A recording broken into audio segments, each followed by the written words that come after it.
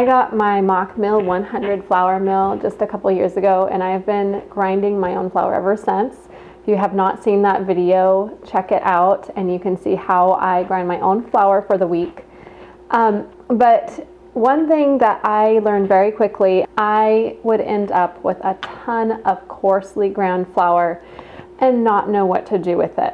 How did this happen? Because at the end of my session of grinding the flour, I would put on this really coarse grind and let it just clean off the stone with this more coarsely ground flour. And it did a really good job of cleaning the stone.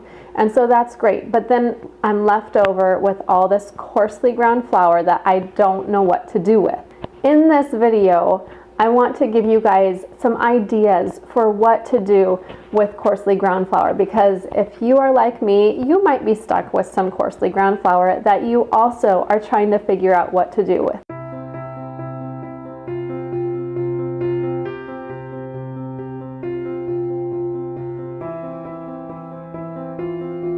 Okay, number one, this is a really simple one, but put some of your coarsely ground flour on the bottom of pizza dough.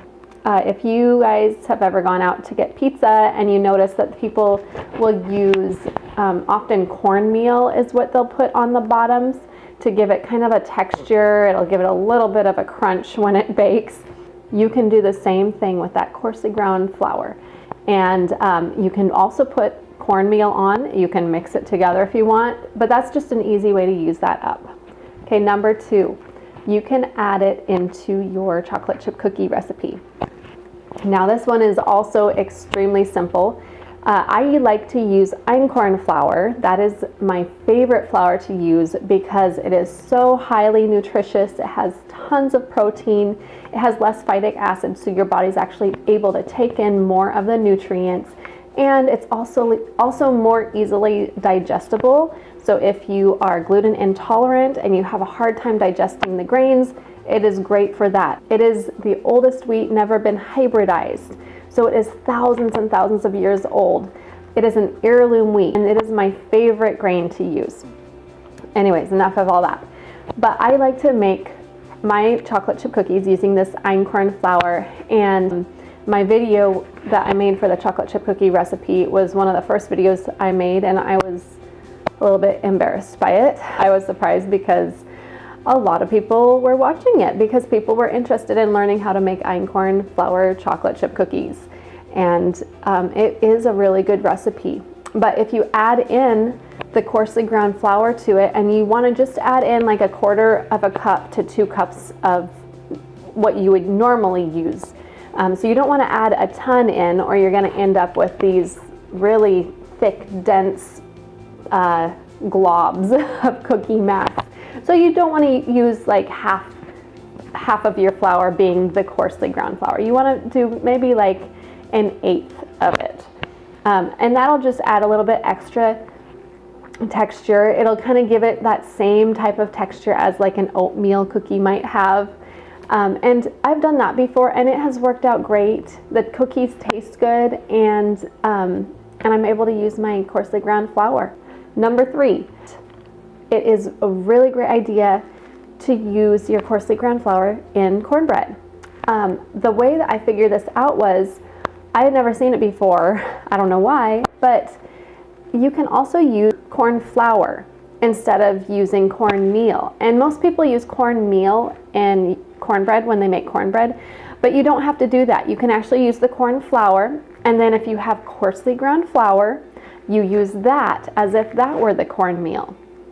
And you put those two together and you've got the same thing. And it turned out just fine. It was great, and I got to use my coarsely ground flour. That one is an easy sub, and I would really recommend it to you. If you use einkorn flour like I do, you are gonna have to figure the recipe out a little bit more. I hopefully will have one for you soon. I don't yet, but yeah, definitely try and do the cornbread using your coarsely ground flour and corn flour. Okay, number 4. This one is extremely simple. Maybe you figured it out, but you can use your coarsely ground flour on the bottoms or tops of your bread. So I like to make my bread in a Dutch oven. which does a great job of holding in the heat and giving it that nice crusty crust. And if you just end up, before plopping in your dough of bread, putting a little layer of your coarsely ground flour right on the bottom of that parchment paper, and then putting your bread in on top of it, it'll just add a little bit more texture to the bottom of that crusty crust. You can also use it on top though. You can sprinkle the coarsely ground flour on top of your bread. And if you make bagels, I have a really good bagel recipe also. I love to make bagels for breakfast because it's an overnight recipe. You can use the coarsely ground flour and dip the tops of your bagels in the coarsely ground flour. It's fun to make kind of like an everything mix, and use poppy seeds, use sesame seeds, you can use onion flakes and garlic flakes, all that sort of good stuff. And you can put your coarsely ground flour in that, and then you have like an everything bagel. It's a great idea and it's really fun.